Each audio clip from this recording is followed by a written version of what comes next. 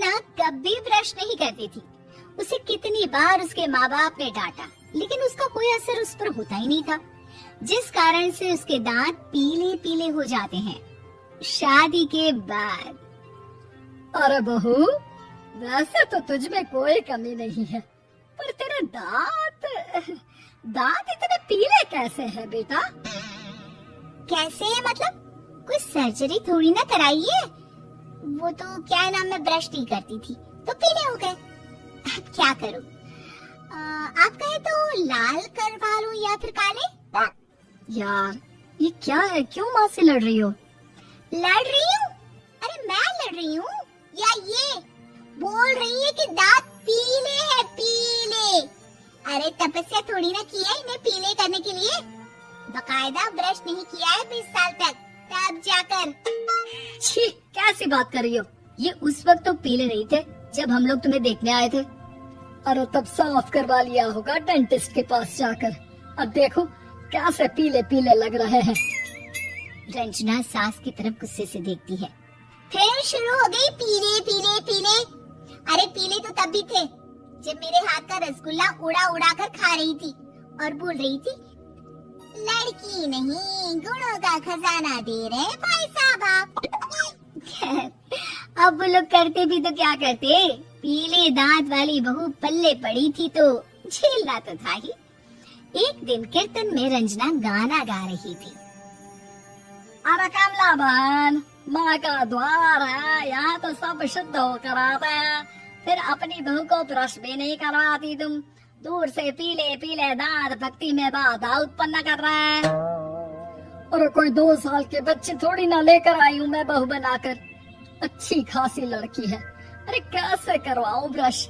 ये तो उसे खुद करना चाहिए ना। अब माँ बाप तो इसके जैसे तैसे निपटा दिए, ये नहीं सोचा कि सास कैसे संभालेगी। सास बहू को लेकर घर आ जाती है, लेकिन सोच लेती है कि अब इसे लेकर कहीं नहीं जाएगी। अगली रोज बहू कहती है, अरे क्या हो गया, मंदिर नहीं जाना क्या? कीर्तन का वक्त हो रहा है। मेरी मधुर वाणी से कान्हा जी जागते हैं और सोते हैं। आप तो जानती है ना उनकी भक्ति में कितना मन लगता है मेरा। वो क्या है ना, तबीयत ठीक नहीं लग रही है मेरी, आराम करूंगी मैं। तबीयत ठीक नहीं लग रही? अभी तो मिथुन के गाने पर नाच रही थी आप, और अब बोल रही है कि तबीयत ठीक नहीं लग रही। अरे भक्ति में मन लगा लो सासू माँ, ऊपर जाना है, क्या मुंह दिखाओगी आप? हाँ? सास को बहू की बात पर गुस्सा आ जाता है। मैं क्या मुंह दिखाऊंगी, इसकी चिंता तो ना कर, समझी? अपने मुंह की चिंता कर, जो ये पीले पीले दांत लेकर हर जगह पहुंच जाती है। पता है लोग कितना मजाक बनाते हैं। ना जी ना, मैं नहीं जाना कहीं तेरे साथ।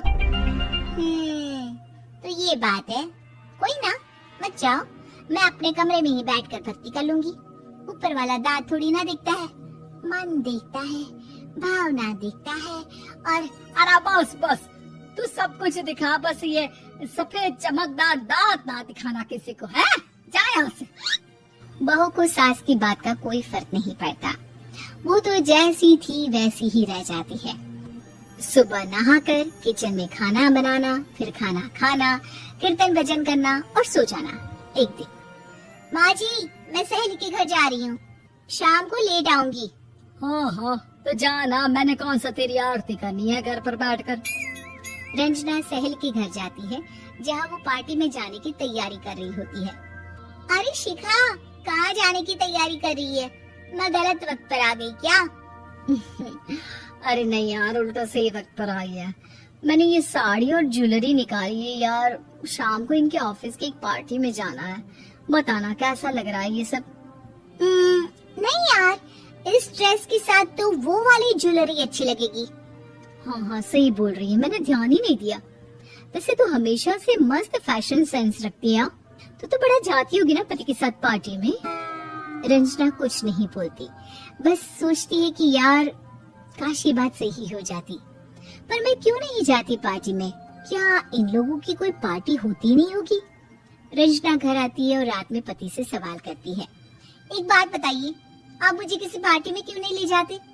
क्या आपके यहाँ ऑफिस में पार्टी नहीं होती? पति बेचारा क्या कहता कि दांत पीले हैं तुम्हारे इसलिए। अरे कोई पार्टी होती नहीं हम लोगों के ऑफिस में, तो कहाँ से लेकर जाऊं? और मार्केट, मॉल, कहीं वीकेंड घूमना, कहीं तो।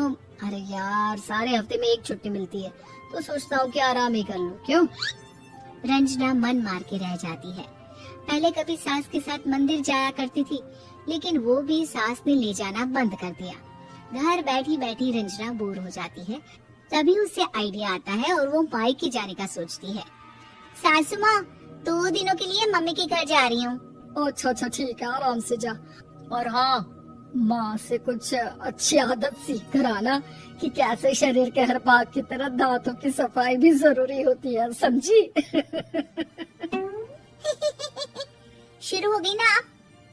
वो लोग आपकी तरह नहीं है कि छोटी छोटी बात का बतंगड़ बना दे।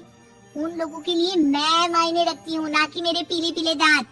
रंजना माँ को बिना बताए उन लोगों को सरप्राइज देती है, लेकिन जैसे ही वो दरवाजे पर पहुंचती है, अंदर देखती है कि घर वाले कहीं जा रहे होते हैं। माँ, काश रंजना दीदी के दांतों वाली प्रॉब्लम नहीं होती, तो वो भी हम लोगों के साथ चलती ना बुआ जी की बेटी की शादी में। हाँ बेटा, लेकिन अब उसे कौन समझाए कि उसको उसके पीले दांत नहीं दिखते, लेकिन उसके आसपास के लोगों को कितना एम्बैरेसिंग फील कराते हैं। मुझे तो कितनी बार उसके स्कूल की टीचर ने शिकायत की कि उसके साथ कोई लड़के बैठना भी नहीं चाहती, और ना ही कॉलेज में कोई उससे बात करना चाहता था। लेकिन पता नहीं क्यों उसे ये बात समझ में ही नहीं आती। कोई कमी नहीं है उस लड़की में, बस यही के दांत पीले हैं। वो तो भला हो जीजा जी और उनकी माँ का, जो दीदी को जैसी है वैसे ही रखा हुआ है। रंजना को अपने घर वालों की बात सुनकर बहुत दुख होता है।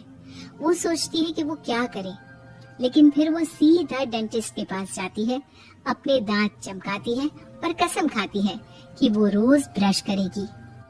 और क्या हो गया?